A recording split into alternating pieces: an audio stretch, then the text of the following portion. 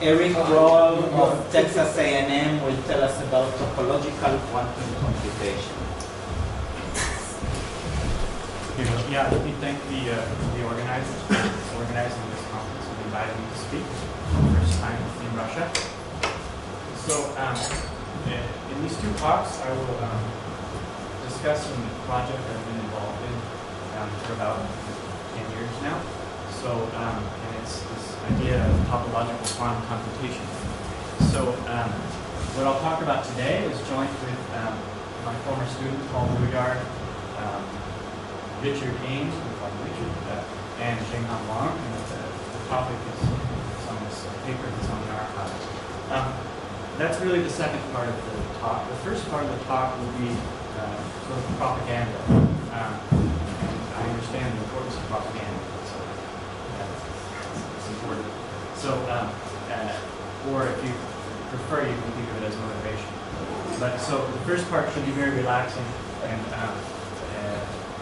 give some idea about what this idea of topological quantum computation is. And I think it's useful in the fact that this really puts quantum back into quantum topology. So you'll see that there's actually quantum mechanics involved. So the outline will be as follows. So I'll talk about the two main models for quantum computation. And then today I'll discuss two foundational problems. The first one has a quick answer. If you're a mathematician, it's very quick. It's a definition. And then the classification problem is sort of the next part. And this will require us to descend into the abyss of algebraic and analytic models. So be prepared. Okay, so what is a quantum computer? So here's a definition from the paper by these four guys. So it's any computational model based on the theoretical ability to manufacture, manipulate, and measure quantum states.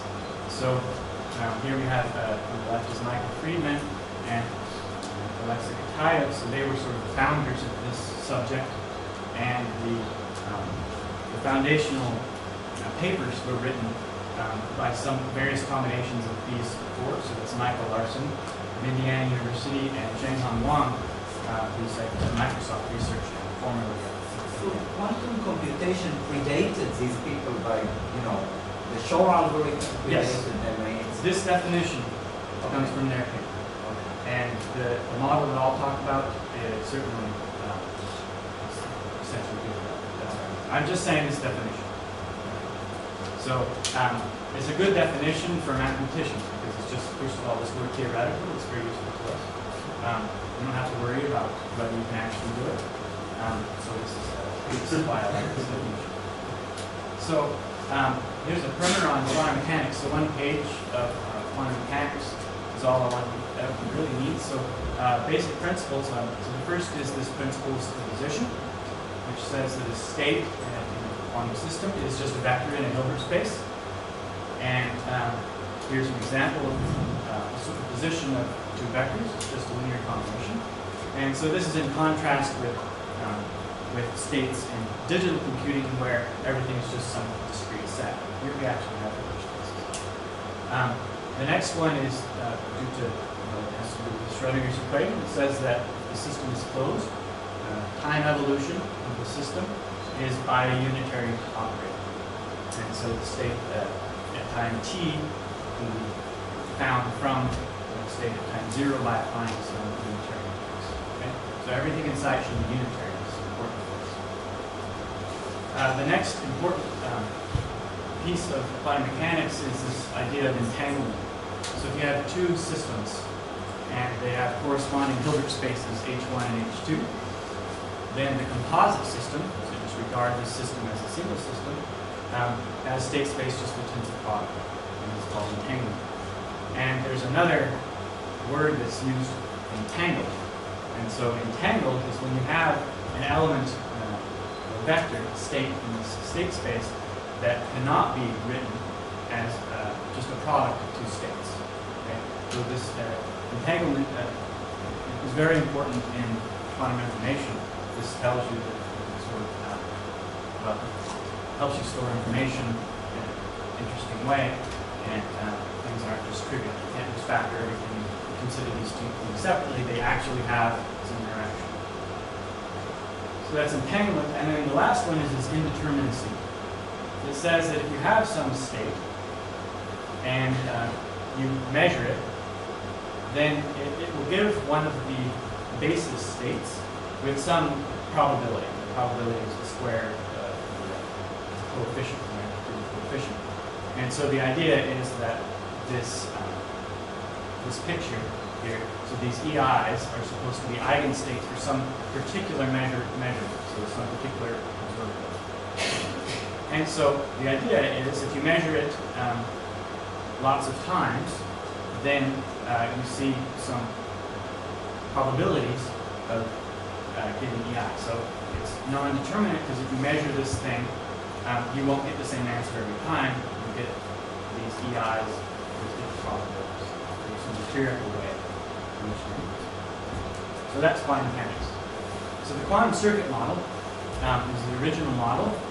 So the way this works, so in contrast to the topological model, as we see, is the following. So we'll take V to be a d-dimensional vector space, and the n-qubit state space is just n copies of this d-dimensional vector space. So that's the state space for these.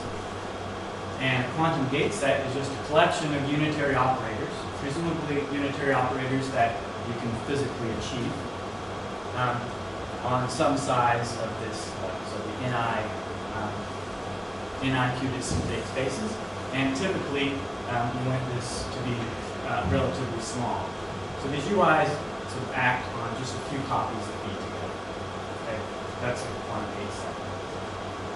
So as an example here, I give the Hadamard gate. So the Hadamard gate acts on a single so-called qubit space. So there's a two-dimensional space, so that's when D is equal to 2. And then the controlled phase, the diagonal matrix here, acts on 2 copies of and so these are very useful in quantum information, these two particular ones. Anyway, this is the idea.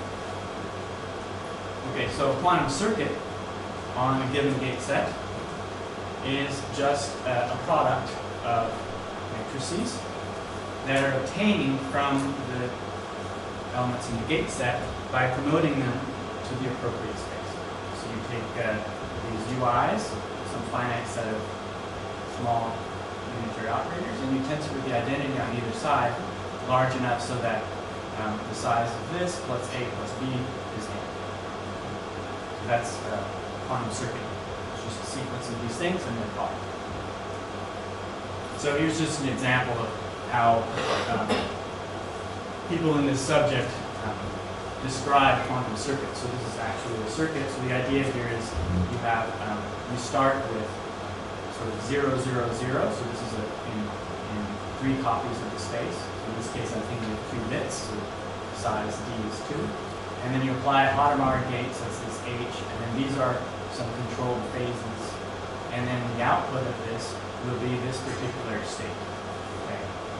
This is known as the GHZ state. It's very important in quantum information because it's highly entangled. Okay. So anyway, this is just an example. It's not important.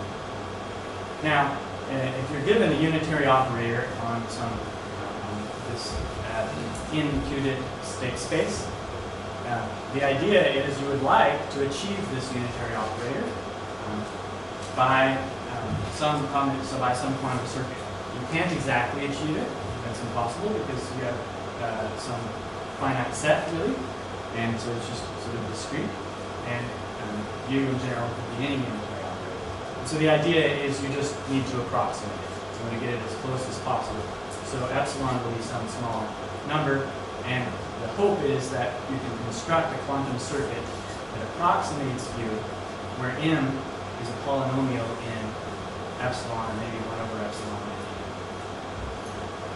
So that's the idea in quantum circuit model.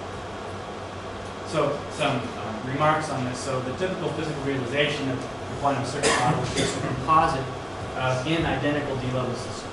So we saw that if you have a composite system, it's just the state space is the tensor product of all of these.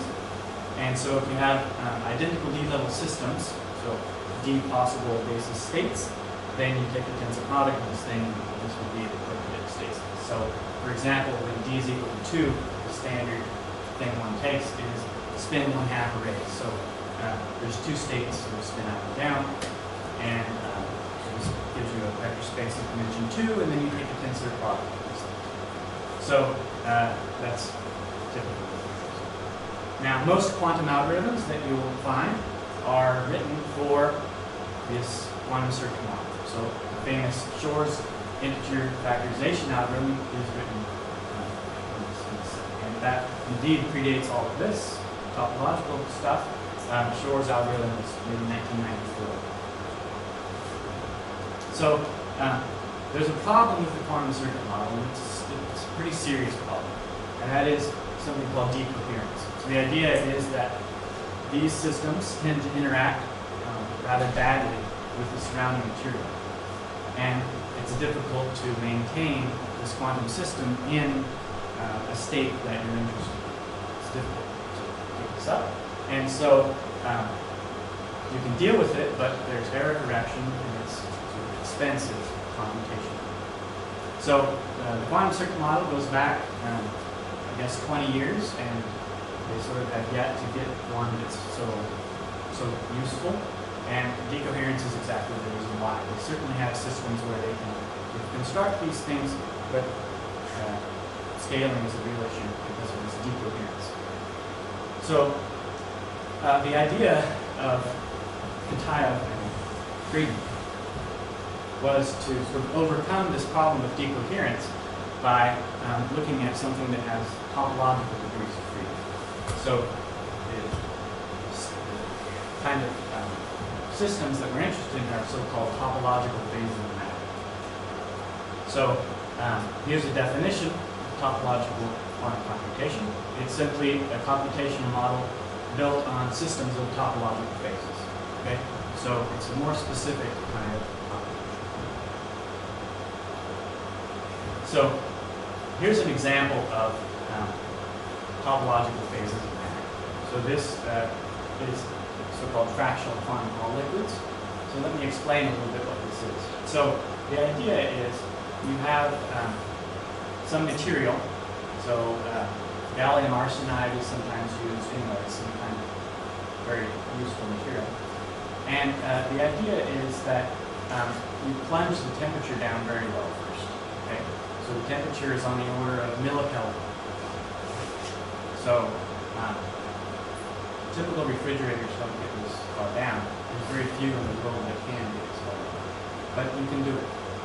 And when you get this temperature down very low, then you can really pack electrons on. Okay? There's lots of space because these electrons aren't moving very much.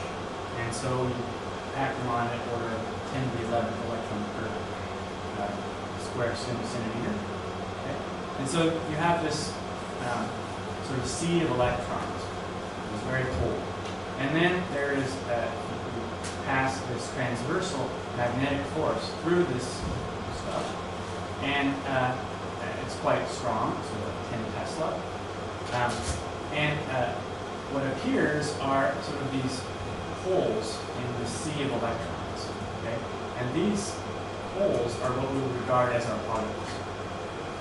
So the point is, because the temperature is so very low, these electrons are really confined to 2 dimensions. This is 2-dimensional material. Because there isn't enough energy for these electrons to sort of jump. So they're definitely confined. And so then when you pass this, it sort of, in a certain sense, crystallizes, but in a topological way, and you get these quasi-particles. And you can do various things with these quasi-particles. So let me go into that. An important thing that you can do with these quasi-particles is you can braid them. So the braid group I should define, so it hasn't been defined yet. So the braid group on n strands is generated by sigma I, with I going from 1 to n minus 1, satisfying 2 relations. The first one is just the usual braid relation, and then the second one is star commutation. Okay, so it's just an abstract group. And so this is the group that will play an important role in pretty much everything I do. So anions. So anions are these quasi-particles that we So let me say something about what these are and counterpoint them to fermions and bosons. So in R3, every point-like particle is either a boson or a fermion, which means that the wave function, if you have a wave function and you have two bosons and two fermions, then and you interchange their positions, so that position Z1 and Z2 interchange positions, then the overall effect on the wave function is at most a sign. So if there are two fermions, then you get a minus sign. The two bosons, then it doesn't change at all. That's what bosons and fermions. So in particular, if you think of sort of trying to braid two fermions or two bosons, then sort of this braiding, or at least the double braiding, is actually so this is the bosons. So if you do this kind of particle exchange, so you have a bunch of fermions, and they're just going to try to exchange them around and see what the effect on the state space is, then all you're going to get is a representation of the symmetric. Now, in R2, okay, if you're really confined to R2, you have particles at positions Z1 and Z2. Anyons are such that if you interchange them, then they acquire a phase. It can be basically any rational phase. And so the particle exchange in this case will give representations of the braid, a much bigger group, much more interesting. So the reason why we all know, and it just has to do with the fact that pi1 of R3 minus some points is trivial, but pi1 of R2 minus some points is in fact greater. Maybe think of these as non-distinguishable. So let me show you a topological quantum computation. Time for me will go up. So let me. So the idea is we have this material, and from this, so this is this very cold material, so it's effectively two-dimensional. And the initialization step is where you create these anyons. So this is where you send this transversal magnetic force through, and these things appear in pairs, these anyons. And then the gates that one applies, so this is a part of the computation, is simply interchanging these particles. And then the output is some measurement. Okay? So you can think of it just taking these particles and sort of bringing them close together, and they fuse, and they give you some new particle type. And this new particle type, you record it, you take a tally, you do this many times, and you see how many times you get the purple one, how many times you get the green one, and this gives you some empirical computation of some probability of distribution, and that's the result of the topological computation. Okay. So I understand this is all sort of hand-wavy, but this is so now let's get into some mathematics. So what is a mathematical formulation for this system, these kinds of systems? So it turns out that if you're a mathematician, you just make a definition, okay, and you solve this problem. So a system is in a topological phase of its low energy effective field theory is, and again, sort of at far distances, that it should be a topological quantum field. Okay? So now we've translated this idea simply to, at least to topology, okay, to TQFT. And I guess I had expected that somebody would have defined TQFT already, so I won't. But the idea really is that a TQFT is supposed to model these systems of anyons. Okay? And there was some conferences with various convinced metaphysicists.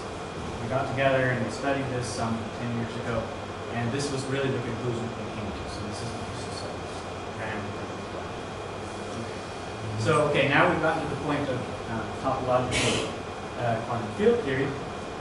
So how can we study these? Well, 2 + 1 TQFT, so that's the appropriate thing here, come from this Reshetikhin-Sharayev construction by modular categories. So now we've reduced it to one more step to just studying modular categories. And so this is indeed the thing that we're trying to study.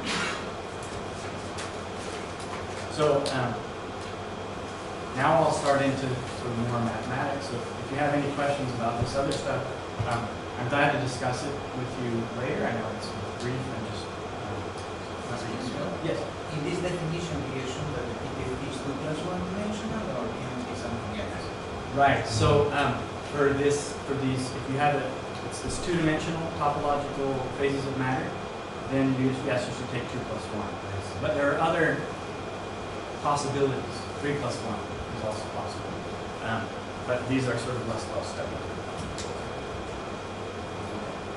Okay, so we'll study modular categories, and this is what I hope to do in the next part of this talk.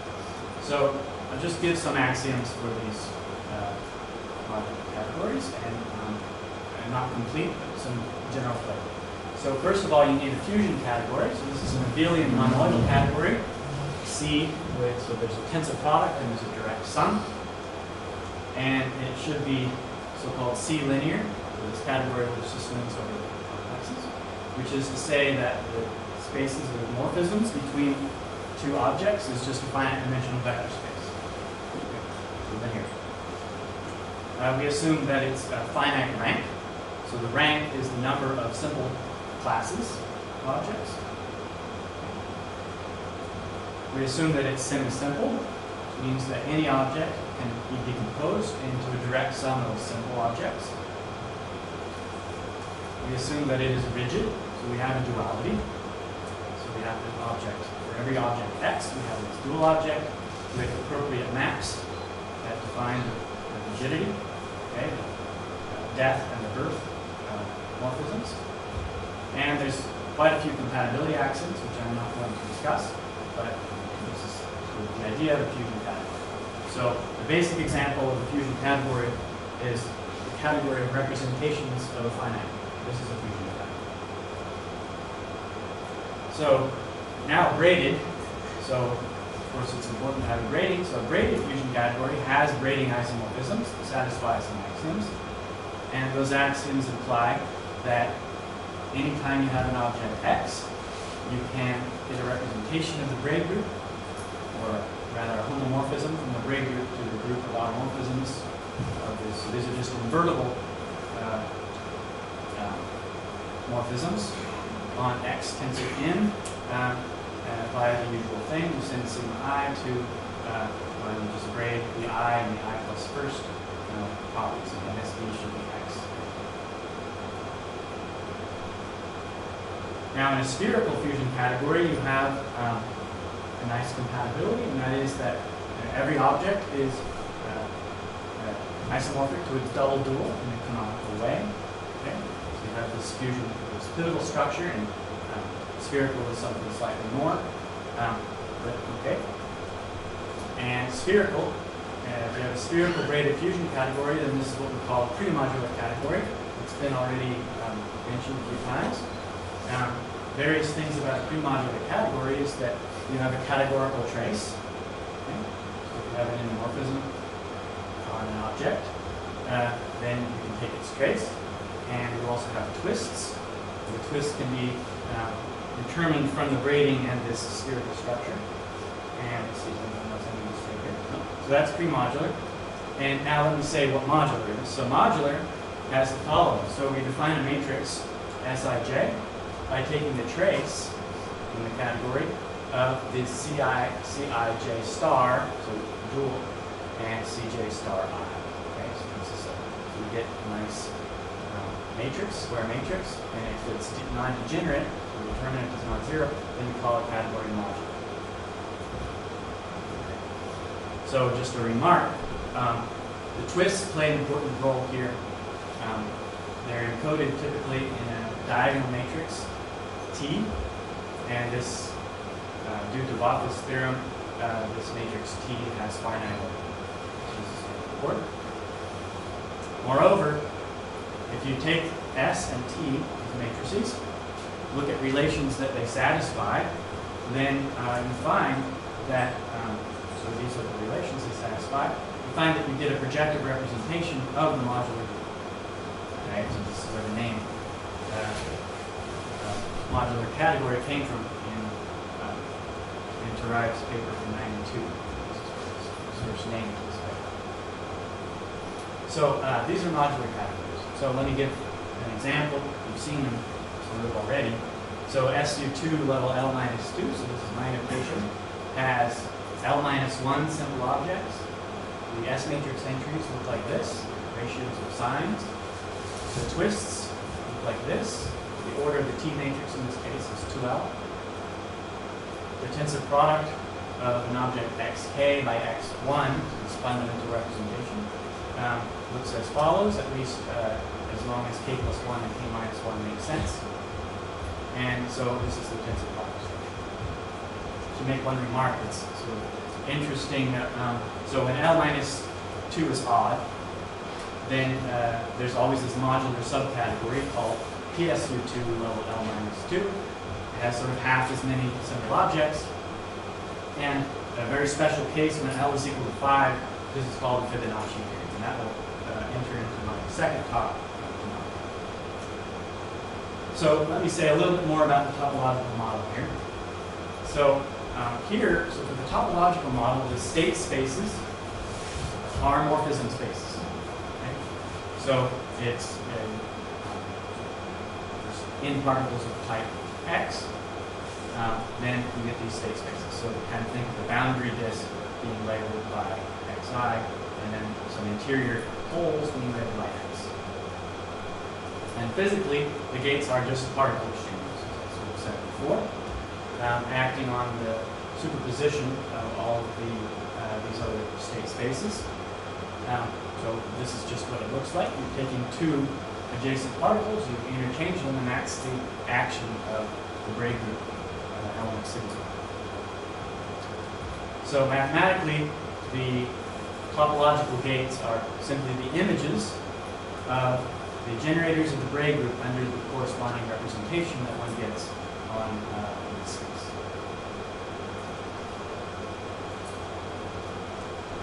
So the last statement here is just that there's this topological protection from loop variances, so this is what makes this useful. So one question is, what do topological quantum computers compute? So this should be of interest here.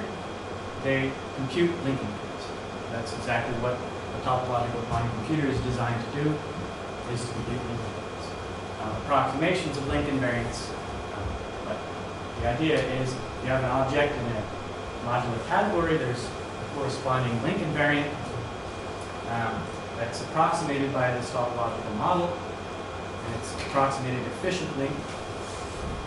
So this is what it would look like. So the idea is you produce enough of these anyons to be able to get the right braid index. Then you braid, you put your braid whose closure, whose plat closure, I guess, is the link L. And then you do this many times, and you compute empirically the probability of seeing, say, this one. And this would be something like the invariant with some scale.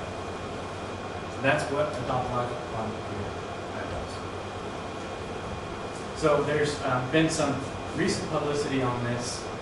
So the New York Times a couple of weeks ago went to Microsoft Station Q at Santa Barbara and attended the annual Q meeting and published this article. So I guess it's good for us that there's some propaganda out there telling people that quantum topology has vast applications and will change everyone's life in 10 years. You know, and tomorrow there will be likewise propaganda in the Magnitogorsk paper. Good. Okay. Is there also connected to Marcus? To Also. I don't know. Yeah, I suspect not. So now let me say one. So I'll go quickly through this slide, but one thing that we were interested in is having an algebraic definition, strictly algebraic definition, in terms of sort of polynomials and algebraic information of a modular category. And I'm just going to flash through these. Basically, there's a lot of polynomial equations that are satisfied by the data of the modular category. So this is a possible algebraic definition. Number 7 is a new one, and it turns out to be vital, and it's number theoretical. It says that if you take the dimension of the full category, look at the ideal it generates inside some ring of cyclotomic integers, and then take n itself, and look at this prime ideal, then the prime ideal divisors of these two actually coincide. Okay, so this is called Cauchy theory. And this is sort of what will drive the next part of the talk. So one conjecture that one can make is that if you have any two matrices, S and T, that satisfy all this, okay, then they determine a modular category. There's two parts to it. One is there such a modular category? And the second one is it completely determined by S and T? So this is an open question. So now, this motivation of this topological phase of the matter tells us that we might wonder how many anionic systems are there with exactly R indistinguishable, indecomposable anion types. Okay, so this is a mouthful, but this is a question that the physicists are certainly very interested in. And if you translate this into mathematics, it just says how many modular categories of rank R are there. So, we recently proved this theorem. It says that, in fact, there are finite many. So, this was with these co-authors. We proved this last year, and I think it was our submission. So, let me say something about the history of this thing, and then I'll sort of give some idea. So, this was originally conjectured by Wang in 2003, and at the same time, Ostrich verified that it is indeed true for rank 2. Okay? There are finite many rank 2, in fact, fusion categories. And 2005, with an extra restriction that the dimension of the category should be a natural number, then Eddinghoff, Nikschik, and Ostrich proved that this conjecture is true in that case. And Ostrich continued and was able to show that for rank 3, this is true. I should say that in rank 2 and 3, Ostrich actually gave full classification, not just verified. And then in 09 to 10, we verified it for rank 4 with Stong and Wang, and rank 5 with Hong, with an extra condition that the objects aren't all isomorphic to their groups. So this is thought. So I'm going to go through a few slides of reductions of how to prove this. Okay? So I should say that the philosophy here really is much like what Tom Ley was saying, that sometimes number theory can be extremely useful in this subject. So number theory seems to control quite a bit of this quantum invariance, of this modular category. So the first reduction is something called Okeana rigidity. So the idea is you have these fusion rules. You have these various coefficients. You have your objects, x 0 through x r minus 1. You tensor them together. You decompose them into irreducibles, or into simple objects. And you can define matrices. So this gives you a matrix representation of the unique semi-ring, like this. And Okeana rigidity just says that, okay, fix those fusion coefficients. There are only finitely many fusion categories with that specific set of fusion. Okay? So that's Okeana rigidity. It's also true beyond fusion categories. It's true for braided fusion categories and even for pre-modular categories. Okay? So if we can show that there are only finitely many possible collections of fusion rules, rank R, then we're done. So that's the first reduction. Second reduction is the following. So for each of these objects xi, we associate a dimension. And that dimension is the largest eigenvalue of the corresponding fusion matrix. And the dimension of the category is just the sum of the squares of this. Okay. So here's a limit. It says that if for any constant m, there are finite limiting rank R fusion categories with, and I should say, FP dimension and dim in this for this talk are the same. So if I can bound just this number, then I'm done. So the proof is actually one line. Once you prove this, the largest of these fusion coefficients is bounded by certainly the dimension of the category. So if you can bound this, you've bound all of these. These are non-negative integers, and so you've bounded the number of possible fusion rules. So for convenience throughout this talk, I'm just going to assume C is pseudo-unitary. If you don't know what that means, it doesn't matter. But if you do, then you might start asking questions. So this is essential. So the next thing to think about is something called the Frobenius shear indicator. And so it's simply it's a linear operator on these spaces. Okay. So this is actually not a morphism in the category. It's just a linear operator on the morphism spaces, and it just comes from bending arms. Okay. So there's this Frobenius shear indicator. It's defined as the trace of this operator. So the important one will be when k is equal to 1, and I'm interested in the others. And so this is called the nth Frobenius shear indicator. And there's an interesting invariant of modular categories called the Frobenius shear exponent. And that's simply some number. It's the minimum of all the n, so the smallest Frobenius shear indicator, so that when you apply it to an object xk, you get simply the dimension. This occurs, and indeed it's fun. So, Ng and Schaumburg showed that if you have a modular category, you actually have a formula for the Frobenius shear indicator. It looks like this. Okay. Now I realize I'm going through these slides pretty fast. I will post them on my website, so we don't have to try to write these down. Okay. So the other thing that's interesting is it turns out that the Frobenius shear exponent is equal to the order of the T matrix.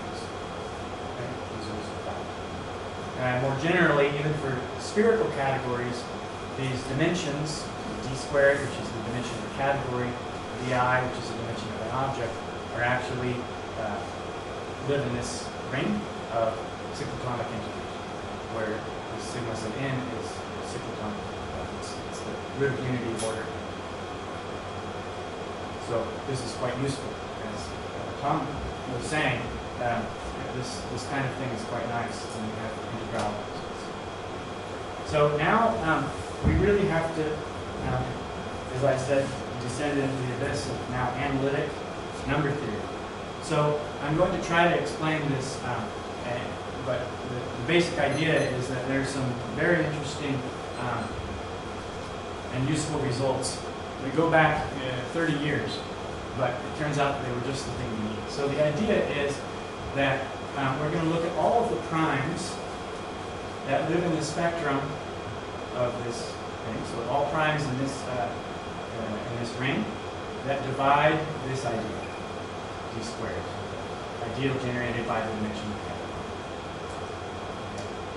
category. So just to give an example of this Fibonacci category, n is 5, and d squared looks like this. So if you factor it, it turns out that it looks just like this. This ideal actually factors into the square of a prime ideal. And then for each R, each rank, we're going to define S sub R to be the union of all of those prime ideals that can occur for a modular category of rank R. Okay.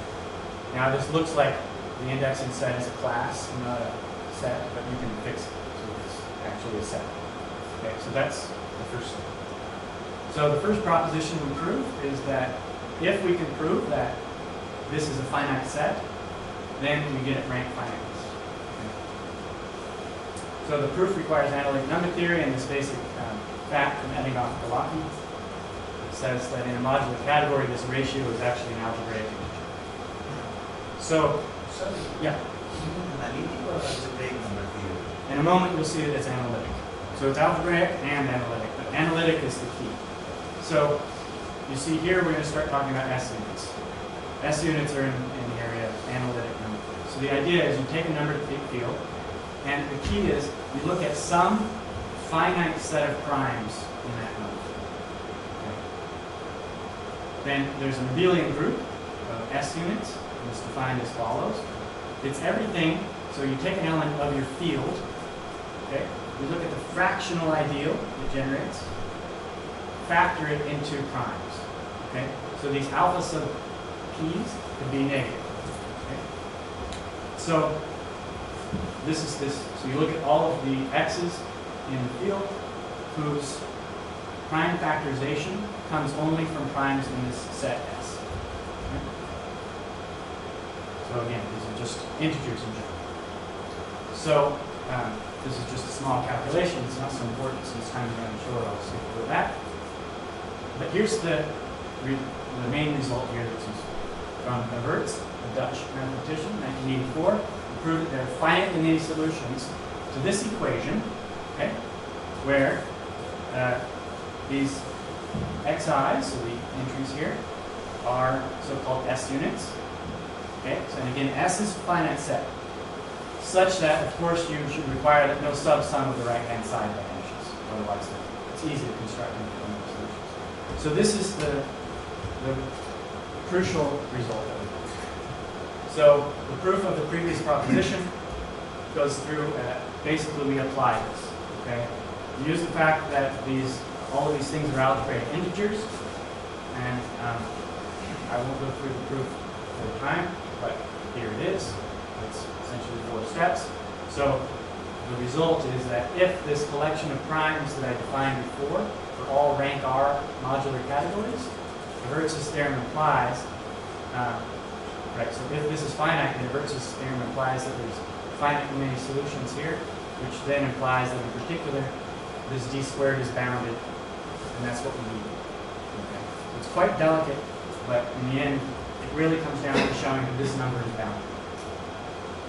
Okay. So the last reduction is the following. So now I'm going to take my Frobenius-Schur indicator, and I'll look at all of its prime divisors in the same ring. Okay. And I'm going to take the union of all of the possible prime divisors over all rank R modular categories.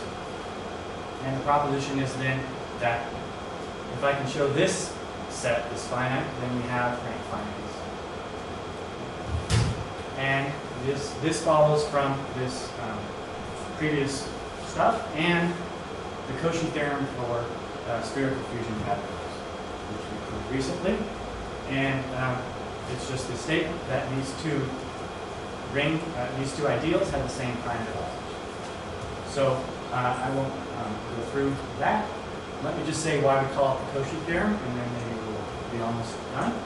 So the Cauchy theorem from algebra, group theory, says that there's a couple of, that any prime that divides the order of the group, there's an element of that order. That's, so in the setting of modular categories, this is the exact same thing. So if I translate it into this fancy language that I've been using, it's just simply saying that that those primes that divide the order of the group divide the exponent. So the final step is just to show that this collection of primes is finite. Okay, so remember, these are the primes, so you take an integer n, you factor it in O sub n, so O sub n is the ring of cyclotomic integers of order n, we factor it, and then we take the union of all of these over rank R, and if we can show this set is finite, then we're done. Okay, and so rank finiteness will follow, and the proof comes down to just bounding this Frobenius-Schur exponent in terms of R, in terms of the rank. And so the way to do this, it turns out, is algebraic number theory. It's just some Galois theory. I won't go through the proof. It'll be here if you really want to see it. But in the end, we do indeed prove that this is a finite set, and this. So that's it for that proof. Next time, I want to discuss two interesting topics: universality and locality in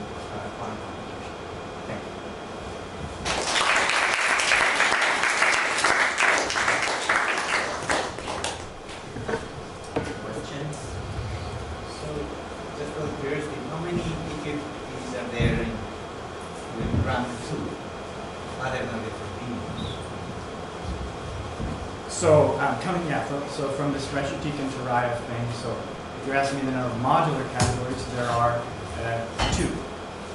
Okay. Heterogeneous and system. So you mean Fibonacci? Fibonacci. So I'm going to say So there's Fibonacci, and then there's another one which is it comes from rep Z2 basically. So it's quite boring. So it would only count maybe components or something like this. So there's 2 up to maybe Galois conjugate. Up to fusion rules, there's 2 for sure.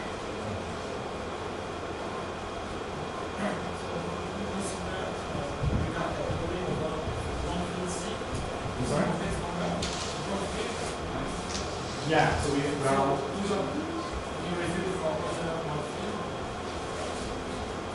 no, so I think there are some results that say when you can extend, when you have it over prime field, then you can pass through the complexes. So of course there would be finite many of those, but for the other ones that you can't extend, I don't know. We don't know the answer. It's possible that the same methods would work. We just haven't.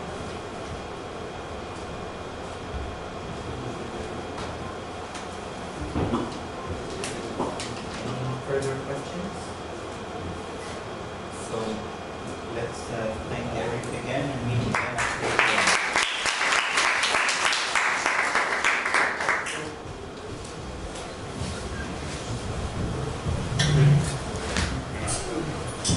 Oh, sure.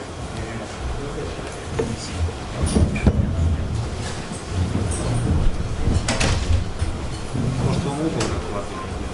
А вот второй такой.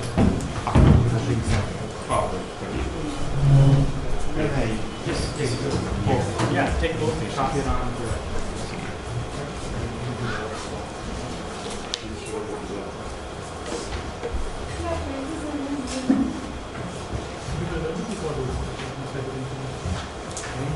Нет, презентации нет, тезисы уже.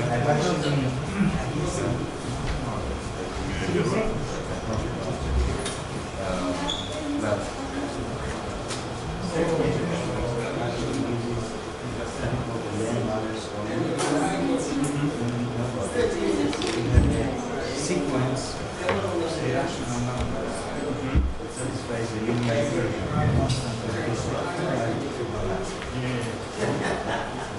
and you look at for what natural numbers that vanish. No matter necessary. In general, it's a subset of the natural numbers. And the level is for this is a finite set of 2 regular expressions. The proof is actually the added and I see. Okay. so, and I have used actually SQL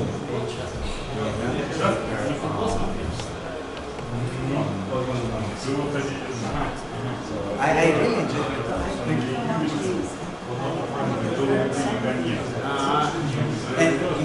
Я дал футбол. Чем вы занимались?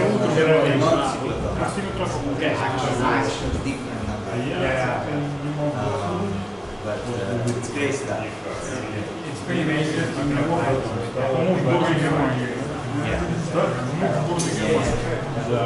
But this is more like a Galo. So initially, yes. We actually try to classify it. Yes, using Galois. Yeah. But you know, there are theorems. Ну вот это The number of fields. например, сборную выйдет. And you know, do these.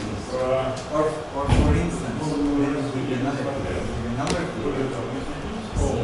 You can talk about which, you can talk about the primes, the primes, and in a number field, you know, the prime 5 may be ramified. There's a theorem that says in a fixed number field, there's only 5 many primes that ramified.